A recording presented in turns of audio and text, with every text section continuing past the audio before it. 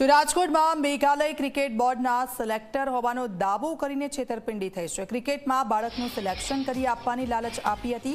એક બાળક દીઠ પૈસા ટ્રાન્સફર કરવાનું કહેવામાં આવ્યું। એર ટિકિટના પૈસા લઈ જવાના આગલા દિવસે પ્રોગ્રામ મોકૂફ રાખવાનું કહીને છેતરપિંડી કરી હતી અને બાદમાં ફોન ઉપાડવાનું બંધ કર્યાનો દાવો થઈ રહ્યો છે। સૌરાષ્ટ્ર યુનિવર્સિટીના પીએચડીના ફૂટબોલ ખેલાડી પ્રજ્ઞેશ ગઢવીની આ કરતૂત હતી। ગોંડલ મામલતદાર સહિત 5 લોકો પાસેથી પૈસા લીધા હતા। 90,000 રૂપિયા ખંખેર્યા હોવાનું પણ સામે આવ્યું છે।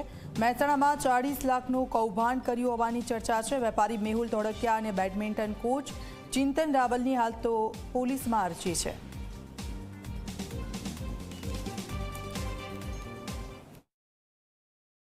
એક છોકરા દીઠ તમારે 14,700 ટ્રાન્સફર કરવાના રહેશે। એ ટ્રાન્સફર કર્યા અને એમને 2 દિવસ પછીની એમને ટિકિટ મોકલાવી। ટિકિટ મોકલાવ્યા પછી જ્યારે જવાનું હતું એ મોર્નિંગમાં સવારે પ્રજ્ઞેશભાઈનો ફોન આવે છે કે આ પ્રોગ્રામ ત્યાં કેન્સલ કરવામાં આવેલ છે। આ સમગ્ર ઘટના 10, 20, 15 દિવસ ચાલી। પછી આવું કૌભાંડમાં એને 30 છોકરાઓના પૈસા લઈ લીધા છે, ઓલમોસ્ટ 3.5 થી 4 લાખ રૂપિયા, અને બધાને હવે કોઈ જવાબ આપતા નથી અને ફ્રોડ કરેલું છે ભાઈએ। પોલીસમાં અરજી આપેલી છે।